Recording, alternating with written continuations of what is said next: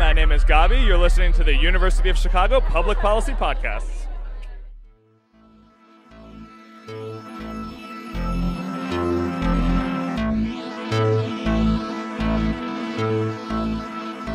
Hello there, and welcome to the second episode of the Just China News Pulse series. I am your host, Gregory Wong, and in this series, we bring you the brief on the latest developments in and about China in the fields of economics, culture, and public policy. In this episode, we'll be looking at the Trump-Xi talks at the recent G20 summit in Argentina, the widespread uproar over the Dolce & Gabanna ad, He Jiankui's gene-edited children, and more. First up, we go to economic correspondent Michael Gottschalk to explain for us the results of the G20 summit talks in Argentina between Chinese President Xi Jinping and U.S. President Donald Trump. Over to you, Michael. Amidst a trade war between the world's two largest economies, China and the U.S. have come to what can best be defined as a ceasefire following the G20 summit in Argentina. Prior to the meeting, President Trump has vowed to increase tariffs on $200 billion worth of Chinese goods from 10% to 25% at the start of the new year. This trade armistice that has come out of the G20 summit keeps those tariffs at 10% for the next 90 days as the two countries continue negotiations. Furthermore, the U.S. vowed to buy more Chinese goods, although to what extent that will be the case remains vague. White House officials add that China has agreed to buy a, quote, substantial amount of agricultural, energy, and industrial products from the U.S. in order to reduce the trade imbalance between the two countries. Once again, though, it remains vague as to how much China will purchase. While this can be seen as progress towards halting their tit-for-tat dispute, it is not currently clear if progress was made on the issue that initially sparked the trade spat. Trump, who railed on Chinese trade policy as a central tenet of his 2016 presidential campaign, wants to address certain gripes with China's international economic practices, particularly its alleged theft of U.S. intellectual property. The Trump administration said that intellectual property rights was one area which China agreed to negotiate further, but it is left unclear by the White House as to how much that issue was discussed during the meeting. This trade standoff has been the chief concern of investors, economists, and businesses that feel the global economy could be dragged down by this ongoing dispute between two economic heavyweights. While both leaders have lauded themselves publicly following the agreement, it's unclear if this deal is a breakthrough on negotiations or rather just an avoidance of further trade calamity, as both countries still have a lot to hammer out during this 90-day reprieve. Thanks, Michael. We now transition to business correspondent Wang to explain for us the individual income tax reform by the Chinese State Administration of Taxation and its impacts on both citizens as well as enterprises. Over to you, Yue. Thanks, Gregory. The Chinese government has taken new actions to facilitate social justice and stimulate the economy. As a part of the Chinese individual income tax reform, individual income tax threshold and rates were implemented on October 1, 2018. Starting October 2018, the tax-free threshold was raised from 3,500 to 5,000 Chinese yuan per month, which is equivalent to raising from 500 to 700 US$.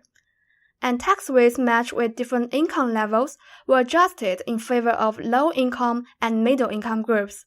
What does it mean by in favor of those groups? For example, those earning less than 20,000 Chinese yuan found their income tax expenses dropped more than half in October 2018. As such, the low-income bracket has saved 22.4 billion Chinese yuan in total. According to the Chinese State Administration of Taxation, SAT, Chinese taxpayers have paid 31.6 billion Chinese yuan less in personal income tax expenses in October 2018, while more than 60 million people have been completely exempted from income tax payment. Looking at industry, taxpayers in the manufacturing industry benefited the most from those tax cuts.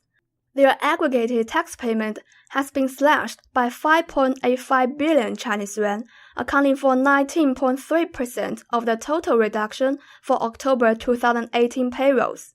The Chinese individual income tax reform presents Chinese President Xi's version of Reaganomics, the economic policy adopted by former U.S. President Ronald Reagan after the 1960s, which introduced tax cuts on a large scale and provided preferential tax measures for enterprises. Apparently, the Chinese government is on the same track of relaxing tax burdens and encouraging consumption. Thank you, Yue. Shifting gears, we have business correspondent Annie Ma explain for us the recent Dolce & Gabbana ad that has sparked widespread outrage. To learn more about this unfolding scandal, we turn to Annie.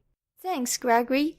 As we all know, in recent years, many international brands start to seek money in China, a country of new wealth. As one of the Italian luxury fashion brands, Dolce & Gabbana launched a video on Chinese social media, Weibo, to promote its upcoming Shanghai runway show, called The Great Show, which was supposed to be on November 21st. The video features an Asian woman in a lavish Dolce & Gabbana dress attempting to eat Italian food with a pair of chopsticks, while a male narrator tries to instruct how to, quote, properly eat the dishes. The video sparked outrage, and Chinese media claim it as racist and stereotyping. D&G soon removed the video, but drama wasn't over yet. Just hours before the show, a screenshot of offensive comments from its designer, Stefano Gabbana, was posted on Instagram. In the screenshot, Gabbana appears to call China a, quote, country of 5 poops emojis. Within 2 hours, hundreds of Chinese actors and models who were to walk the runway had withdrawn. The show was soon cancelled, and its products were later removed from multiple fashion platforms. As Chinese consumers make up a third of the global luxury market, according to McKinsey, this incident will negatively affect D&G's brand image and profitability. Although Dolce & Gabbana has a history of being offensive in these scandals, this time the situation was even more severe. An apology was posted on its official account, saying its Instagram had been hacked. However, Chinese consumers didn't buy it, as first, the hacking excuse seems not very plausible, and second, the delayed apology video sounded to the audience that the executives were just reluctant of saying these apologies and were obviously reading from a teleprompter. Apparently fearful of damage by association, fellow Italian brands such as Max Mara made a proactive statement on its WeChat account stating, quote, China, you are the best. Surprisingly, even National Chamber of Italian Fashion, the Italian fashion's governing organization and lobbying group, didn't want to be affiliated with this scandal. This time, Dolce & Gabbana definitely paid the price for not truly understand what the Chinese culture should be. And I think one of the most important questions that we should be pondered at is where should we go from here? To me, if any future foreign brand would like to open up the market in China, maybe at least consult with a Chinese PR firm or have the ad reviewed by Chinese people or whichever market they are trying to go into. It's not just China, it's about other cultures as well. Thanks, Annie. We'll be back shortly, right after the break.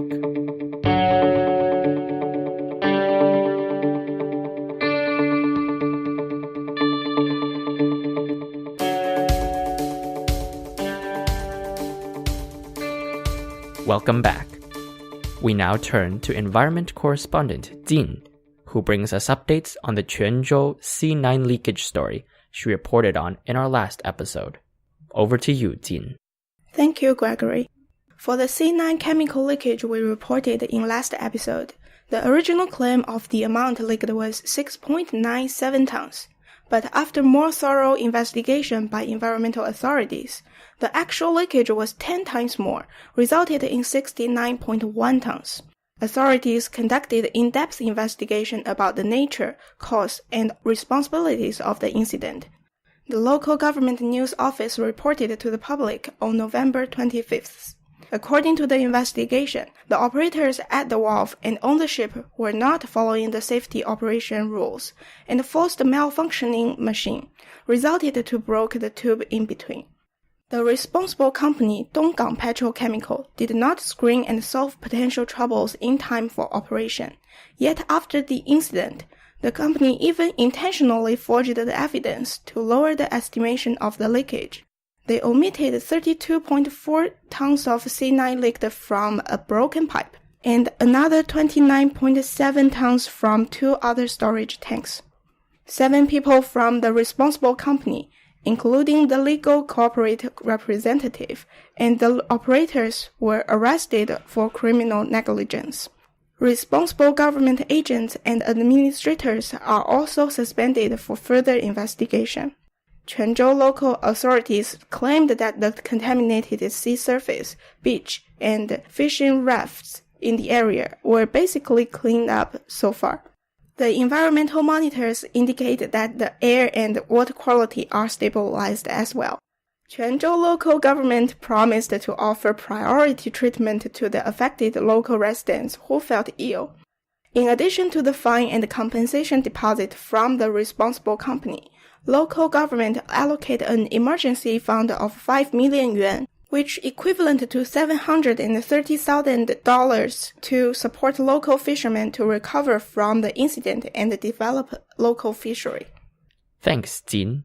For our final story of this episode, we have culture correspondent Jinglin share with us the shocking news of He Jiankui and his gene-edited babies that have flouted scientific ethical standards.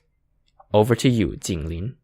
Thanks, Gregory. On November 26, just one day before the second International Summit on Human Genome Editing was to be held in Hong Kong, He Jiankui claimed to have created the world's first genetically edited babies.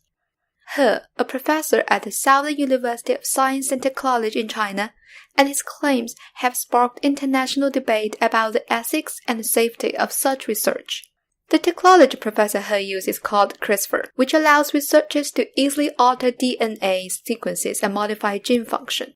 Although Professor He's work has not been verified yet, many scientists believe that his claims are true, since the CRISPR technology is by no means new to the scientific community. Earlier in 2012, an American scientist first discovered CRISPR, and Chinese researchers used it in defective human embryos in 2015, but failed.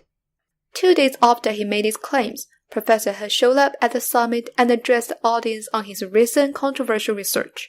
Faced with pointed doubts and harsh criticism, Professor He seemed to be quite evasive.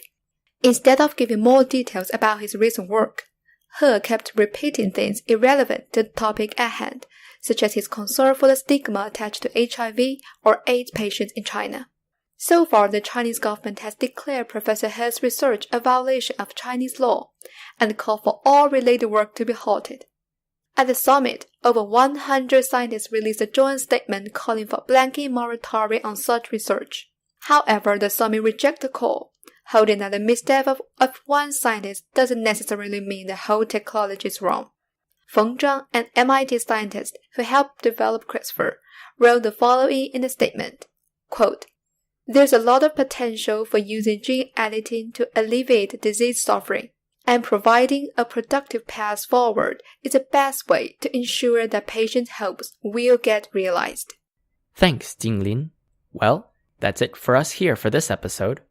I am your host, Gregory Wong, and on behalf of all of our team here at UC3P Just China, we thank you, our listener, for tuning in to our second episode of the Just China News Pulse.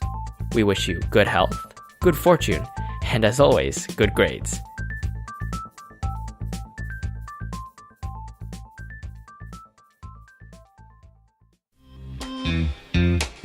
Hi, this is Jason Zukis, the host of Have You Heard? The UC3P News Quiz. Curious to know what our show's all about? Here, have a listen.